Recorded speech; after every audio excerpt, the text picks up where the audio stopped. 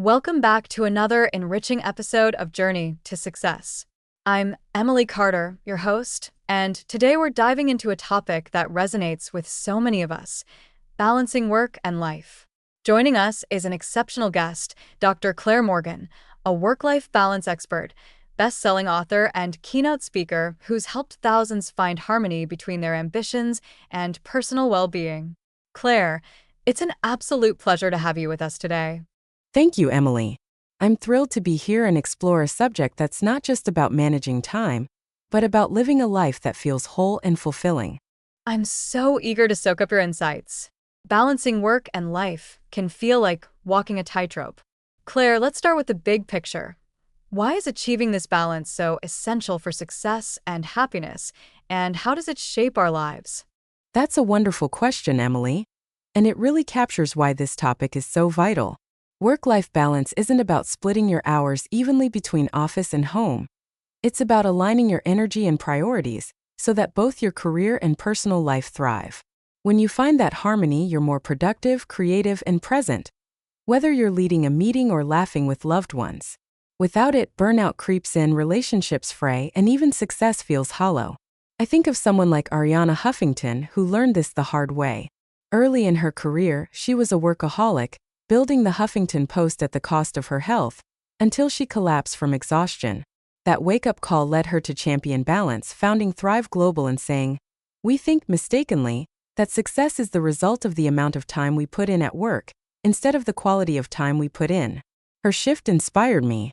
Early in my own journey, I was a marketing executive in San Francisco, working 70-hour weeks, missing family dinners and feeling drained. When I started prioritizing balance, setting boundaries, carving out time for myself, my performance soared, my relationships deepened, and I found the clarity to launch my coaching practice. Balance doesn't just prevent burnout. It unlocks your best self, making every moment richer and more meaningful. That's such a compelling perspective, Claire. Balance as a way to unlock our best selves. Huffington's story is so powerful. You mentioned your own shift from overwork. Can you walk us through how someone can start finding work-life balance, especially if they're feeling overwhelmed by demands? Absolutely, Emily. The first step is to define what balance means to you. It's not a one-size-fits-all formula. Balance looks different for a single parent, a CEO, or a freelancer. Start by listing your core priorities: career goals, family, health, hobbies, and ask, what makes me feel fulfilled?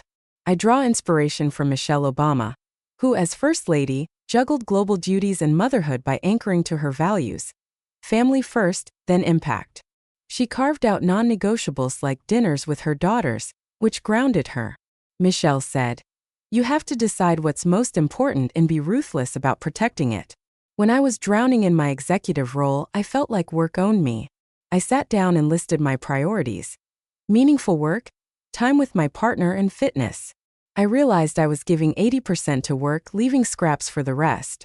I started small, leaving the office by 6 p.m. twice a week for gym classes. It felt radical, but my energy and focus improved, boosting my pitches and earning a promotion. I coached a client named Sarah, a tech manager who felt crushed by endless meetings, neglecting her kids. We defined her balance: career growth, family nights, and yoga. She blocked family time on her calendar like a meeting, and within months, she was happier, more present, and led her team to a record quarter. Defining balance gives you a North Star to guide your choices. Another step is to set boundaries with intention. Boundaries aren't walls, they're bridges to protect what matters. I learned this from Indra Nooyi, former PepsiCo CEO, who balanced leading a Fortune 500 company with raising two daughters by setting clear limits, like no work calls during family breakfasts. I began turning off email notifications after 7 p.m., which freed evenings for my partner and reading. Sarah adopted boundaries, declining non-essential weekend work, which let her coach her son's soccer team. Boundaries empower you to say yes to what aligns with your vision of balance. I love that clarity, Claire, defining balance and setting boundaries like Michelle Obama and Nooyi. Sarah's story shows how it transforms both work and home. But what about when work demands feel non-negotiable, like a big project or a boss who expects 24/7 availability? How do you balance then? Oh, Emily, those high-pressure moments are where balance gets tested, and they're so common in today's always-on culture. The key is to communicate proactively and prioritize ruthlessly. When work feels non-negotiable, don't just react, shape the terms. I draw from Sheryl Sandberg, former Meta COO, who navigated intense tech demands while raising a family. Sandberg left work at 5:30 p.m. to be with her kids, communicating her schedule clearly to her team, ensuring she delivered results without sacrificing home. She said, "You can't do it all, but you can do what's most important." In my executive days, I faced a massive product launch with round-the-clock expectations. I couldn't say no, so I negotiated, working late 3 nights but reserving weekends for family. I communicated my plan to my boss, framing it as a way to stay sharp, and delivered ahead of schedule. It built trust. I coached a client named Michael, a surgeon whose hospital shifts left no room for his hobbies or wife. Inspired by Sandberg, he proposed a schedule tweak, clustering shifts to free 2 evenings weekly. His boss agreed, and Michael started painting again, which eased his stress and improved his surgeries. Proactive communication turns impossible demands into manageable ones. Another tool is time blocking for self-care. Even in crunch times, carve out small windows for what recharges you: exercise, meditation, a quick call with a friend. I learned this from Serena Williams, who, amid grueling tennis schedules, prioritizes family moments and self-care to stay at her peak. She said, "You have to take care of yourself to take care of everything else." During that launch, I blocked 15 minutes daily for a walk. It cleared my head, boosting creativity. Michael blocked 10 minutes post-shift for deep breathing, which restored his patience at home. These micro breaks prevent burnout, letting you handle work without losing yourself. Those are such practical strategies, Claire, communicating like Sandberg, blocking time like Serena. They make balance feel achievable even under pressure.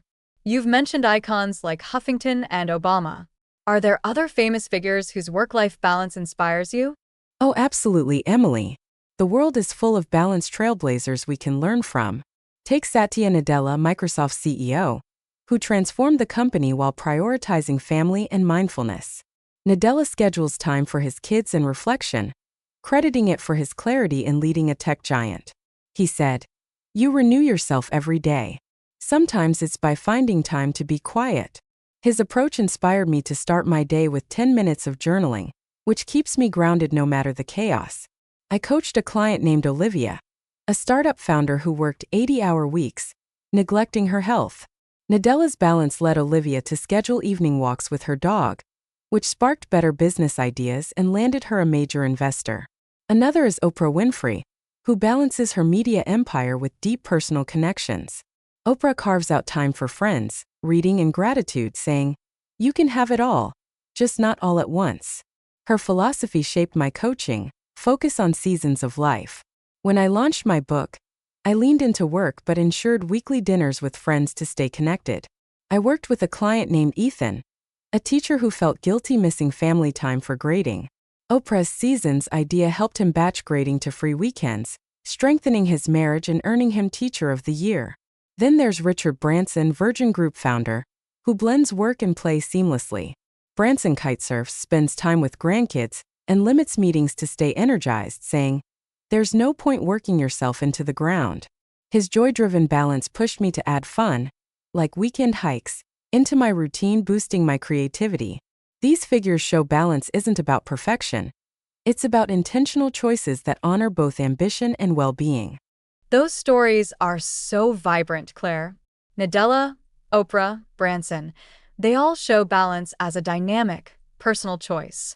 What are common mistakes people make when trying to balance work and life, and how can we avoid them? Great question, Emily, because pitfalls can derail even the best intentions. One big mistake is chasing a perfect split. People think balance means equal hours for work and life, but that's unrealistic. Some days tip toward work, others toward home.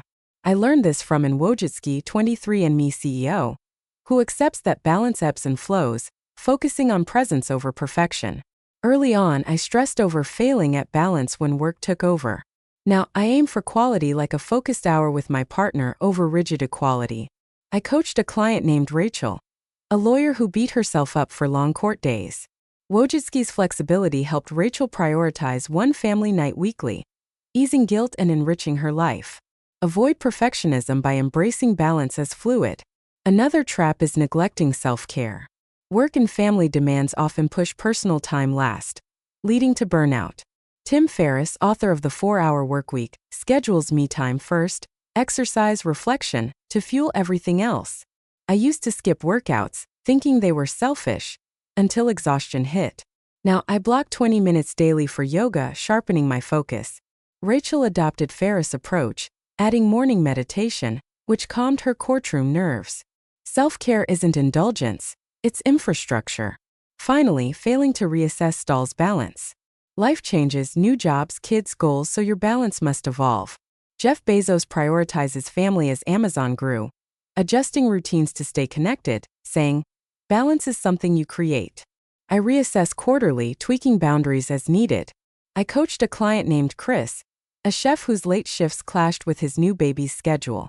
Reassessing led him to negotiate earlier hours, saving his marriage. Avoiding these traps, perfectionism, neglecting self-care, static plans, keeps balance sustainable. That's such a wake-up call, Claire. Wojcicki's flexibility and Ferriss' self-care priority really shift the perspective. How do we sustain work-life balance long-term, especially when life gets chaotic or priorities shift? Sustaining balance is like steering a ship through changing tides. It takes vigilance and adaptability. One habit is weekly check-ins. Reflect on your week. Did work overwhelm? Did you nurture relationships? Adjust for the next. I learned this from Bill Gates, who reviews priorities during Think Weeks, ensuring family and philanthropy balance his tech legacy. I check in Sundays, noting if I skipped workouts or family time, then tweak, maybe decline a meeting or plan a date night. I coached a client named Anna, a nurse whose shifts drained her social life. Weekly check-ins showed she needed friend time. She joined a book club, boosting her joy in patient care. Check-ins keep you aligned. Another key is automating balance. Set systems, calendars, reminders to protect priorities. Tony Robbins automates his morning routine, exercise, gratitude to anchor his day. I automate gym time via a recurring calendar block, non-negotiable like a client call. I worked with a client named Mark, a salesman who missed kids' games for work. Inspired by Robbins, he set phone alerts for family events, attending 90% last year, strengthening his bond and focus. Systems reduce decision fatigue, embedding balance. Also, delegate strategically. You can't do everything, so outsource or share loads. Martha Stewart built an empire by delegating tasks like logistics, freeing time for creativity and family. I used to micromanage my coaching business, leaving no personal time. Delegating admin tasks to an assistant gave me evenings back. Mark delegated low-priority sales calls, gaining hours for his daughter's recitals. Delegation isn't weakness, it's leverage. Finally, anchor to purpose. When chaos hits, reconnect with why balance matters: health, love, growth. Nelson Mandela balanced activism with family reflection, even in prison, saying, "What counts in life is not the mere fact that we have lived. It is what difference we have made." My purpose, living fully for myself and others, guides me through crunch times. These habits, check-ins, automation, delegation, purpose, build a balance that endures life's storms. Those are such dynamic tools, Claire. Check-ins like Gates, systems like Robbins, purpose like Mandela. It's a blueprint for harmony. As we close, what's one final piece of advice for listeners ready to balance work and life today? My biggest advice is to choose one intentional act now. Balance starts with a single step, not a leap. Think of J.K. Rowling, who balanced writing Harry Potter with motherhood by stealing cafe hours, building a legacy. For me, it was that first 6 p.m. office exit, sparking a life I love. One last story. I coached a single dad named Brian, a carpenter whose long hours stole time from his son. He felt trapped. We looked at Fred Rogers, who balanced Mr. Rogers' neighborhood with family by prioritizing connection, saying, "Love is at the root of everything." Brian started leaving work early once weekly for his son's games. It deepened their bond and inspired him to launch a carpentry class for kids, blending work and purpose. If Brian can find balance, so can you. Pick one act today, set a boundary, block self-care, call a loved one. That choice shapes a life where work and joy coexist. What a beautiful way to wrap up, Claire. Brian's story, alongside legends like Rowling and Rogers, shows balance is within reach. Thank you for sharing such profound wisdom and practical steps. I know our listeners are ready to create harmony in their lives. Thank you, Emily, and to all the listeners. I hope you feel empowered to craft a life where work and love thrive together. And that's it for today's episode of Journey to Success.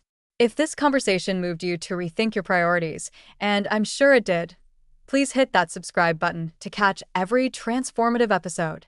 Share this with someone craving balance, and join us next time for more insights to fuel your journey. Until then, keep nurturing both your ambitions and your heart.